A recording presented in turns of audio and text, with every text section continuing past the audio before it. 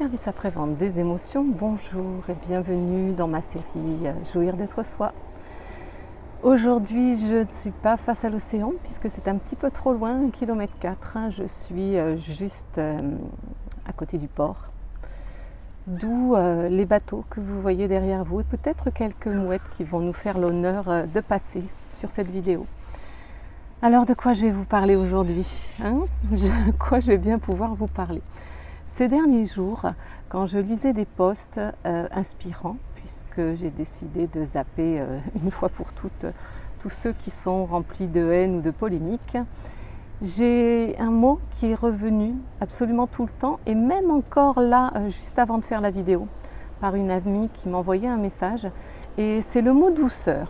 Voilà, donc la douceur, c'est, je pense que ça va être ma réponse pendant un bon moment à tout ce que nous pouvons éprouver, sachant quand même que la douceur, ça n'est pas la mièvrerie, c'est-à-dire que la douceur, c'est tout sauf être gnangnan, c'est un peu comme la gentillesse. Ce sont deux mots qui souffrent d'une mauvaise réputation parce qu'on pense que c'est associé à, voilà, c'est ça, à trop de mièvrerie, à un optimisme béat ou être s'obstiner à voir le bon côté des choses. Et j'ose affirmer qu'en fait, pour moi, la douceur, ça n'est pas ça, puisqu'on peut être très fort, avoir un caractère très fort et être doux. Et je pense que je suis un bon exemple pour ceux qui me connaissent bien. Ceux qui me connaissent bien savent que, celles et ceux qui me connaissent bien savent que j'ai peut-être un fort caractère, mais je sais aussi être très douce. Alors, chaque fois, ça me fait penser au sketch de Florence Foresti qui évoque les filles en soirée qui sont douces et qui sont pompettes et qui ne sont pas bourrées. Moi, c'est pas de cette douceur-là dont je vous parle. C'est d'une douceur, c'est la douceur qui vient du cœur et c'est une réponse à la souffrance, c'est une réponse à des difficultés, la douceur d'un silence parfois justement.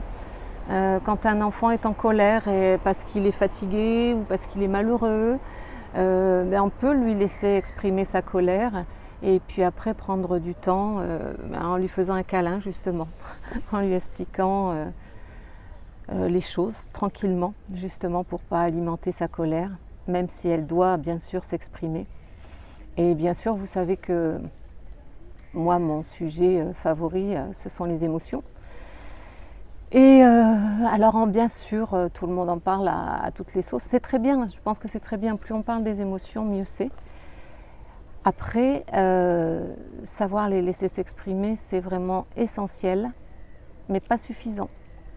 Pas suffisant, parce qu'après, il faut savoir surfer dessus. Alors, j'aime bien cette image. Je pense que je suis une prof de surf des émotions.